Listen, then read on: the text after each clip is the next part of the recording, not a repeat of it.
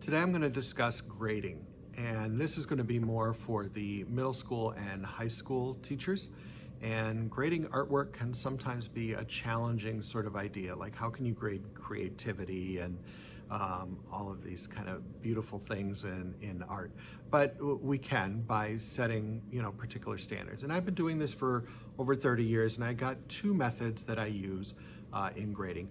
One is my quick grading rubric that I use with my students. And this is one where I just grade the artwork, put it into my grading program, and it goes back to the students. So they don't really have any feedback in this. Though I do reference it, we talk about it as we're working to make sure that they're meeting the expectations. And the quick rubric includes these 5 items: neatness, completeness, originality, following directions, and answering the problem of the project. And every art exploration is a problem. Essentially, I give them a problem and they have to solve it with the materials that I've given them. And that's what makes art so awesome. It's a great place to learn problem solving. So here's one that I did in my last group of students. We had to do a still life, and they had to select 5 objects that had personal meaning to them. So each object will represent a chapter in their life, a person that is very important to them, or something that happened in their life that was relatively significant. This will ensure that every project will be different, but they are at least getting this idea of still life. They're learning how to use watercolors. These were the kind of key things that I wanted them to be able to do.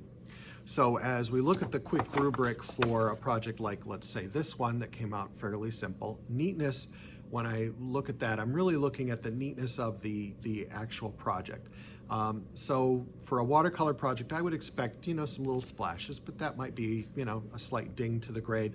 It doesn't look like a dog ate it or anything. There is a little bit of a fold in the paper, so I tell the students that they need to keep their work flat, and we roll our work instead of folding it to take it home or move it around.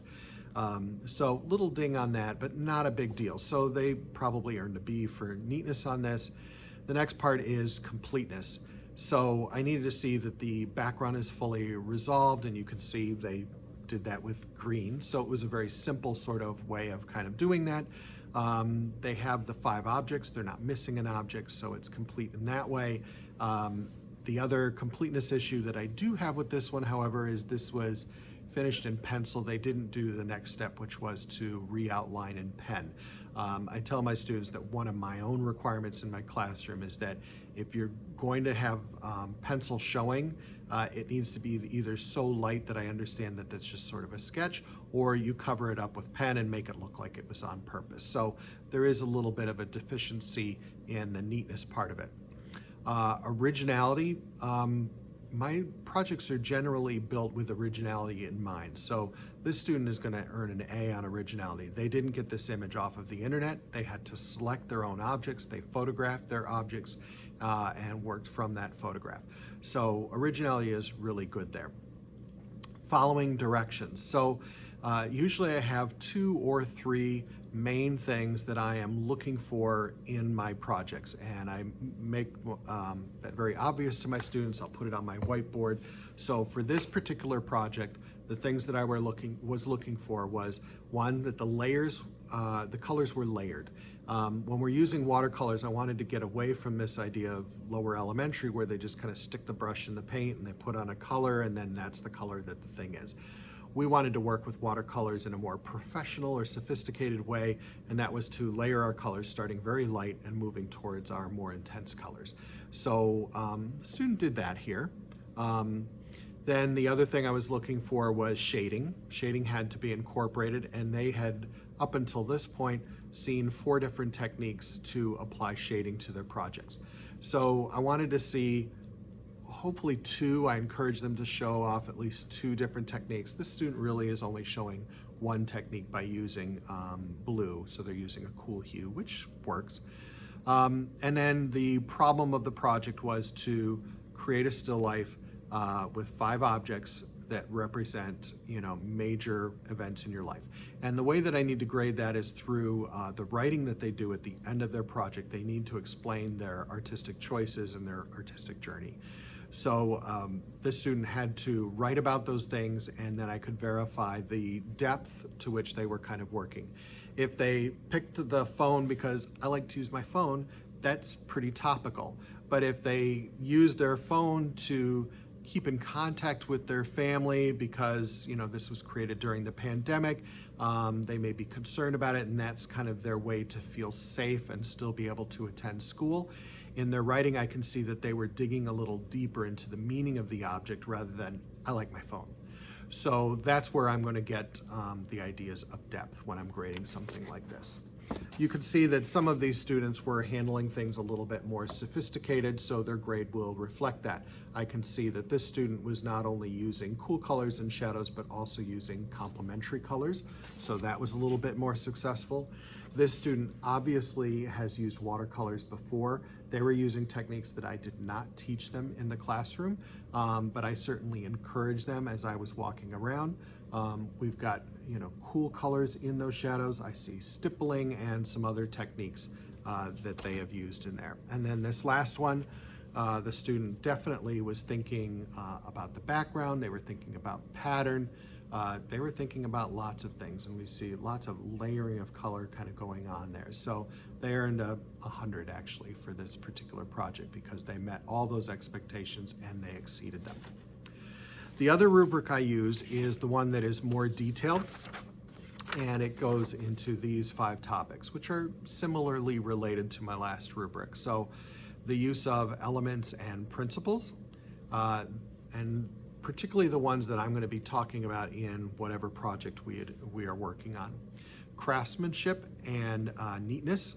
So again, very similar to the last one, but we're looking at the techniques that I'm teaching them. I will often demo particular techniques or create a video to demonstrate techniques, and I'd like to see some of that information translated over into the final project.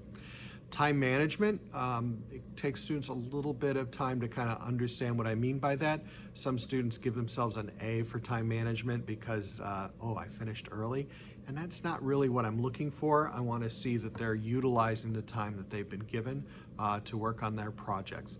So finishing early is definitely not a good thing. I had one student on my last project finish a 5-day project in 2.5 days. So I urged them to work on a separate paper and re-envision what they were doing in their project for something more personal, and then they will hand in that plus the project to be able to show that they're using good time management. Originality and uniqueness, like this project kind of builds that into it, so that's going to be fine for most of these, but that's something that I'm requiring of my students, and that the requirements and depth are there. So the depth is going to be seen in the writing, kind of like what I was saying before, picking the phone because I like my phone, or does it have something a little bit more deep in its meaning? And the requirements, like I outlined for you on my last project, were that they're layering their colors, that we're seeing 2 different shading techniques, and that the 5 items are personally connected to the student. Now, this rubric is one that the students actually complete first. So it kind of looks like this. I have it on artedguru.com. If you look up Universal Rubric, this should pop up. And my 90% column is filled out because most students, their goal is to get that A. So that's how they get an A. And then these are the deficient columns so that they understand where they've kind of missed that. And then if they feel like they've exceeded expectations, they have to write in how they exceeded those expectations. That's not filled out for them. So if a student wants to get higher than a 90, they have to somehow exceed expectations in different portions of their project and then write in how they did that. This rubric actually morphs into this rubric later on, where they have to write down how they maybe missed expectations, these are the expectations, and then how they exceeded expectations. I really try and push literacy in my art practice for my students, so they're doing writing after their projects and they're even doing writing on their rubric.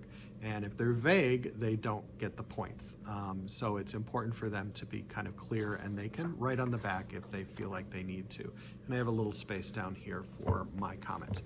Now, this is a little bit more time consuming. So the way I arrange my classes is that on the day that I'm grading is the day that students are sketching, reading, and researching for their next project, so that they can be independently active, and then I can pull students up one at a time. They bring their project, bring their rubric, and we talk about it. So I see where they've graded themselves and I will circle it in agreement, or I might underline some things to show where I feel like they kind of missed the mark. Most of the time, students are pretty good at grading their own work, or sometimes they're a little harder on themselves than they really need to be. I should say that anybody who hands in a project passes. So this student, though it is not quite as sophisticated as this project, they still did fine. I know that this student pushed themselves. They had never had an art class before. They'd never shaded things before. They had never used watercolors in a way that I was teaching them. So they did all right for their grade. But anybody who hands in a project will pass. The only ones that don't are what I call the booger on paper. And we joke about that, where a student kind of does a quick scribble and, feels like, oh, at least I got to throw in something. That's not going to fly.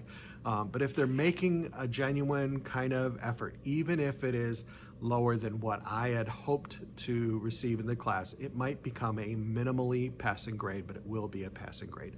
I think it is, a bad idea to give a student who tried a non-passing grade. So if you found this to be helpful, you can find more rubrics of mine in some of my publications. So at firehousepublications.com, I have the Art Students Workbook. This is for middle and high school students, and I incorporate this rubric and several others in there. And then for my more advanced students in high school, I have the Advanced Art Students Workbook, which has plenty of rubrics in there as well. And there's another book called Art Assessments, which have different kinds of rubrics as well. And those can all be found on Amazon or at firehousepublications.com. Well, thank you for listening. If you found this to be helpful, go ahead and hit that like and subscribe button and check out some of the other videos that I have on my playlist. You have a great day.